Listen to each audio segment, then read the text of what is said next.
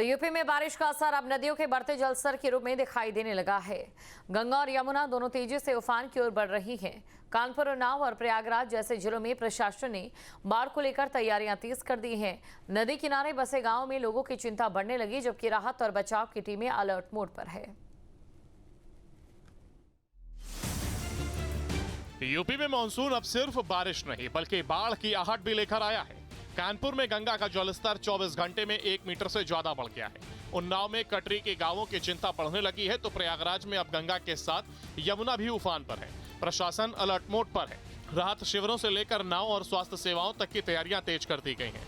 कानपुर पहाड़ों पर लगातार हो रही बारिश का असर अब मैदानी इलाकों में साफ दिखाई देने लगा है। कानपुर में पिछले 24 घंटे के अंदर गंगा का जलस्तर 1 मीटर से ज्यादा बढ़ गया है। हरिद्वार और नरोरा से छोड़े गए पानी के साथ सहायक नदियों के उफान ने गंगा की रफ्तार और तेज कर दी है। गंगा बैराज से करीब 1,84,000 क्यूसेक पानी छोड़ा गया है। प्रशासन को आशंका है कि अगर यही स्थिति बनी रही तो अगले 2 दिनों में गंगा खतरे के निशान को पार कर सकती है। कानपुर में गंगा का जलस्तर लगातार बढ़ता जा रहा है, जिसके चलते कटरी के गांवों में बाढ़ का खतरा मंडराने लगा है।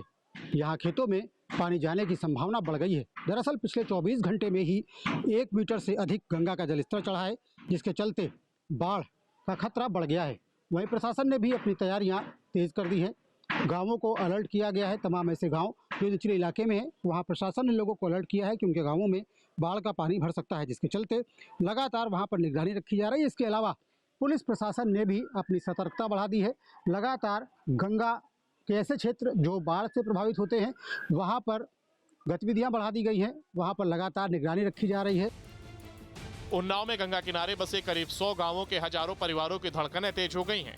हर साल बाढ़ का सामना करने वाले कटरी क्षेत्र के लोग इस बार भी आशंकित हैं। कई परिवारों ने जरूरी सामान और मवेशियों को सुरक्षित स्थानों पर पहुंचाना शुरू कर दिया है। जिला प्रशासन ने राहत चौकियां सक्रिय कर दी हैं। स्वास्थ्य, राजस्व, पुलिस और पशुपालन विभाग को अलर्ट पर रखा गया है, ताकि किसी भी आपात स्थिति से तुरंत निपटा जा सके। नाम है आपका? मेरा नाम अब्दुल खालिक है और मैं जो हूँ 5 साल मेरे घर में बाढ़ आई थी, तो इसलिए मेरे घर में आधा कमर तक के पानी घर के अंदर भरा हुआ था। अब के हम लोग फिर डर रहे हैं कहीं ऐसी बाढ़ ना आ जाए जो हम लोग का घर डूब जाए। बाढ़ तो बढ़ ही रही है सर, और कंडीशन का किनारा आई गई हैं। अब जो है घर के सामान देखी सुनी जा रही, हटाई जा रही है। ज़्यादा आ गए तो कोई बात नहीं, कम आ रहे तो कोई मतलब हटाने की जरूरत नहीं। वहीं उन्नाव प्रशासन का दावा है कि बाढ़ से निपटने की तैयारियां पूरी कर ली गई हैं। राहत शिविर तैयार है, नाव और नाविकों की सूची तैयार है। स्वास्थ्य केंद्रों को अलर्ट पर रखा गया है और मवेशियों के लिए चारा तक की व्यवस्था की गई है। बाढ़ के लिए हम लोग ने विस्तृत जो भी हमारे अधिकारी हैं उनके साथ बैठक की है। सबसे पहले जो भी हमारे डूब क्षेत्र है उनको चिन्हित किया गया है, और वहाँ पे हम लोग ने ये भी चिन्हित किया है कि जो शेल्टर होम्स हैं उनको हम लोग ने चिन्हित कर लिया है। जो भी लोग बाढ़ से प्रभावित होंगे यथाशीघ्र हम लोग उनको शेल्टर रूम में पहुँचाएंगे।